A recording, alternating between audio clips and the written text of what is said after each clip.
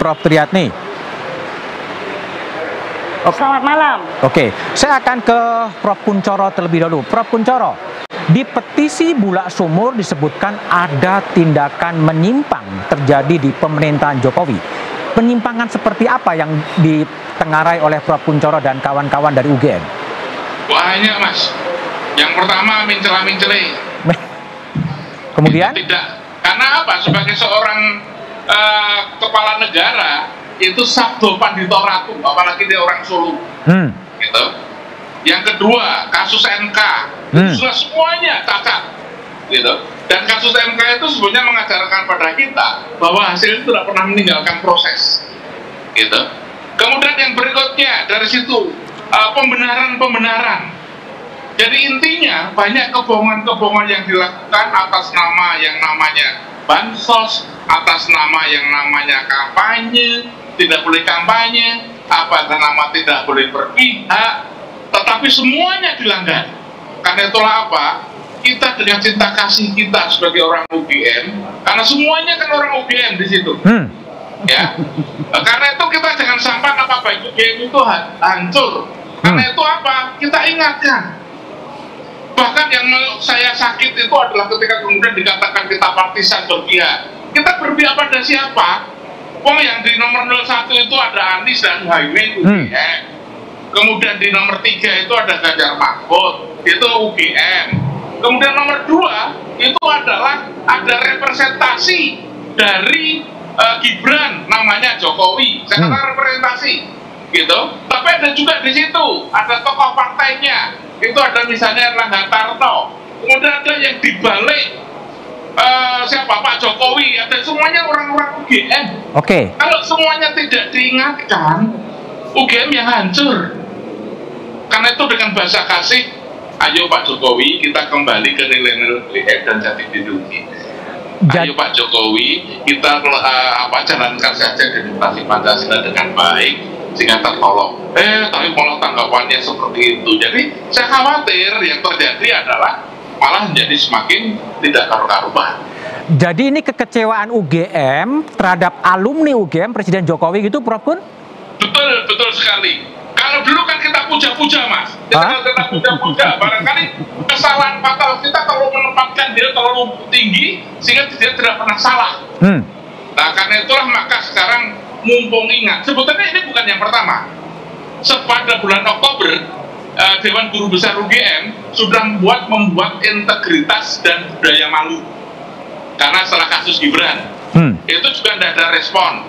Kemudian Gibran membuat Jokowi itu adalah alumnus yang paling itu saya tidak berani ngomong gitu. Okay. Itu terjadi baru sekarang ini.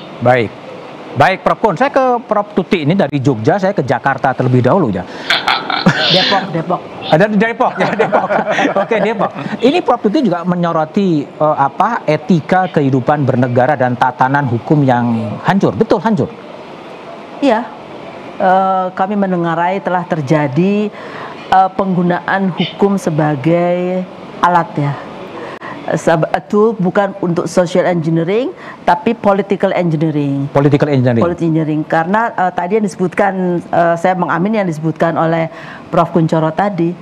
Dari awalnya ya tidak ada satupun orang di Fakultas Hukum yang pernah berpikir bahwa proses yang ada di MK bisa menghasilkan hasil seperti itu.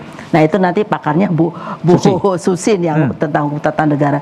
Tapi kami melihat bahwa etika itu hukum itu dibuat seakan-akan tidak ada kaitan dengan etika. Ya, bahwa kalau sudah sesuai dengan hukum maka etika itu tidak menjadi hal yang penting sekali. Padahal kita hidup di Indonesia ini kan selalu dari kecil kita sudah diajarin etika. Ya, dan itu seharusnya juga menjadi salah satu bagian ketika kita melakukan proses legislasi, kan ada aturan hukumnya. Dan proses adjudikasi ketika di Mahkamah Konstitusi kan juga harus bicara soal etika. Dan ternyata diputuskan oleh MK, mereka tidak beretika. Nah, yang menjadi masalah adalah putusan tidak beretika, termasuk keputusan KPU itu kan nggak beretika. Tapi ternyata hasil putusannya tetap applicable gitu. Itu yang membuat kami orang-orang hukum merasa tertampar.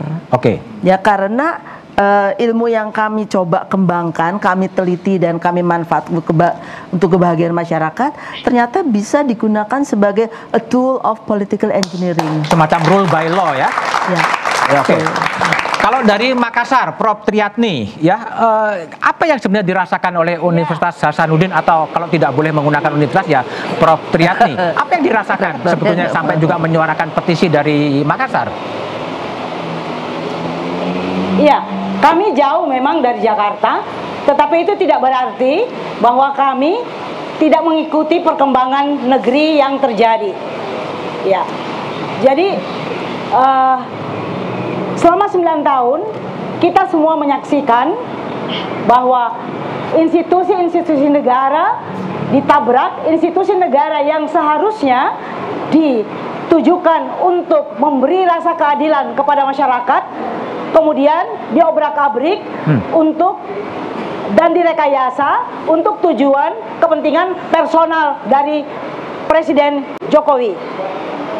Jadi kita nggak bisa lagi berdusta, walaupun semua koran-koran, semua media menyatakan bahwa tingkat kepuasan rakyat kepada Presiden Jokowi 80%, tetapi faktanya di akar rumput banyak sekali terjadi ketidakpuasan. Bagaimana mungkin tingkat kepuasan 80%, tetapi suara dibungkam? Kalau tingkat kepuasan 80%, Presiden tidak perlu membungkam suara rakyat. Tingkat kepuasan 80%, rektor tidak perlu ditekan. Tingkat kepuasan 80% itu menunjukkan bahwa itu adalah hasil konstruksi dari istana untuk menipu masyarakat. Jadi saya tidak pernah percaya dengan tingkat kepuasan 80% dari rakyat setelah melihat kasus ini, di mana kemudian ya kita merasakan bahwa suara harus dibungkam, suara kita harus dibungkam, ya. Rektor-rektor diancam harus membuat video memuji-muji presiden, ya. Jadi seperti itu. Buat saya 80% tingkat kepuasan itu omong kosong. 80% omong kosong. Baik, Prof. Triyatni.